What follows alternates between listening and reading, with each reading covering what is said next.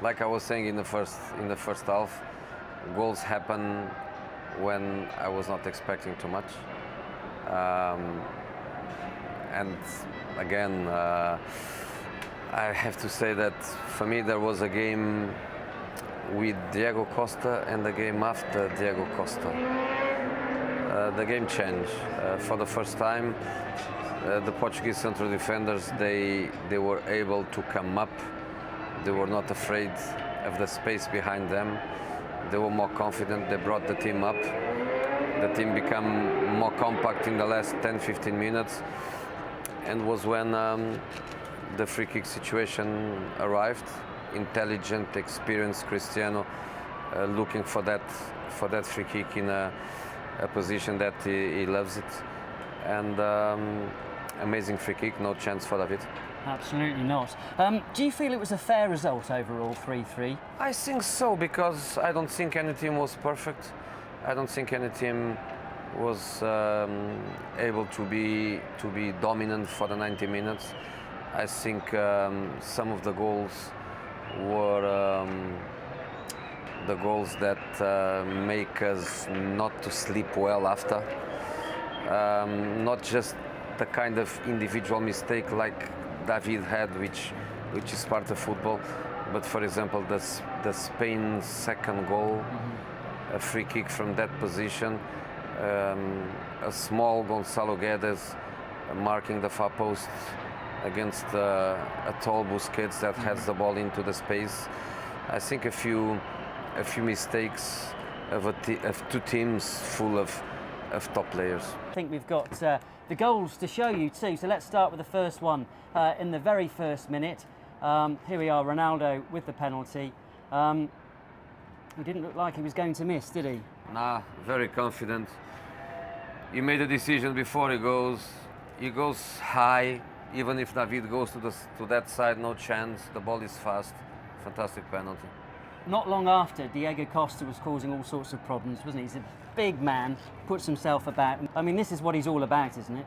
You know, the picture has 5 Portuguese players, the Portuguese goalkeeper and Diego Costa. Diego Costa scored in the middle of 5 red shirts. But everything starts with a long depth ball, which we know that Diego is the only one in Spain that's capable of that. And then, as I was saying at half time, Pepe must be ready for that. Experienced player, strong player too.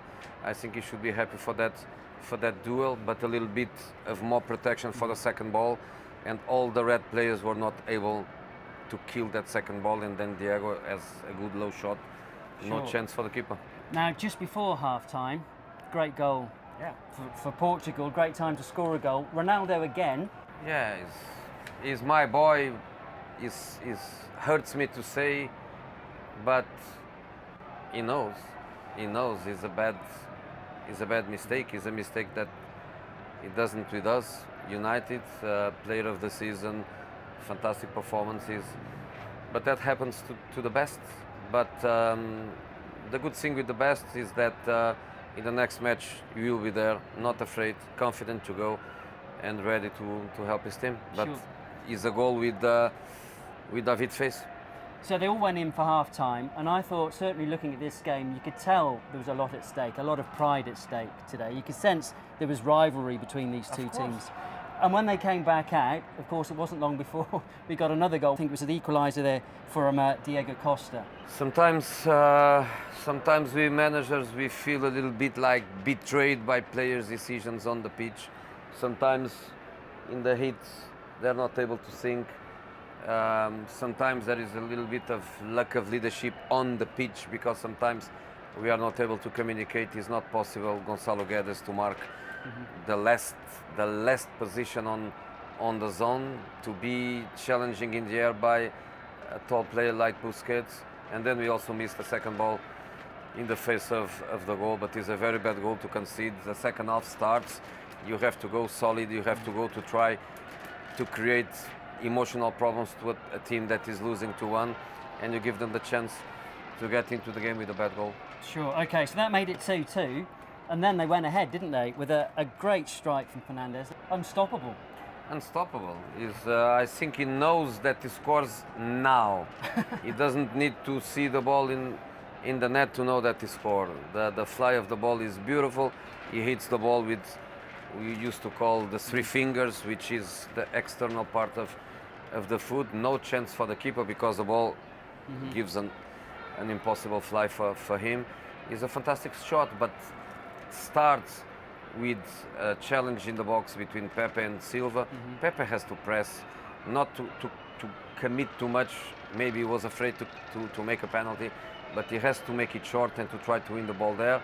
And then the ball comes into a space where Nacho comes, and probably Bruno Fernandes was more focused in close the inside space. Even probably the manager told him that Nacho is not a very offensive fullback, so more important for him to close the inside space than, for example, in the other side with Jordi Alba, which is a player that is getting depth all the time. So it's probably the goal where you don't feel that you are going to lose your sleep because of it, because it's a good goal. The final free kick in the dying minutes.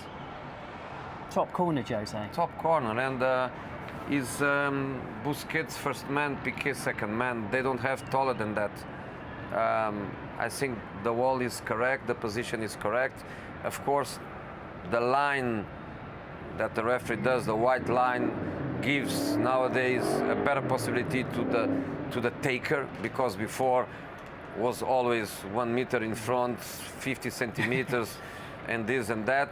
Now is much more clean. Now the wall is quite stable. It's like a solid block. You have just to try to go over it. What a player. I mean, from the first minute until the last minute, you always felt he was the man on the pitch. Totally. Just looking at his face, you can sense that he's the one out there that might change things. And this, what I used to call the feeling of the game, the specific intelligence of playing football.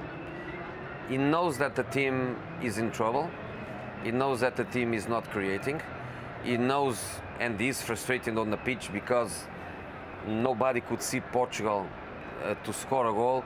And he knows that one of the possibilities he has is a set play. And we told at half-time that he's good on this, on this, on this, and on that. And on that was on set pieces. That position is a position where I saw him train free kicks for hours after training sessions, asking one of my assistants, put me the wall, stay with me, give me balls. And he was looking for that. He was giving his body to Piqué. He was waiting for that contact.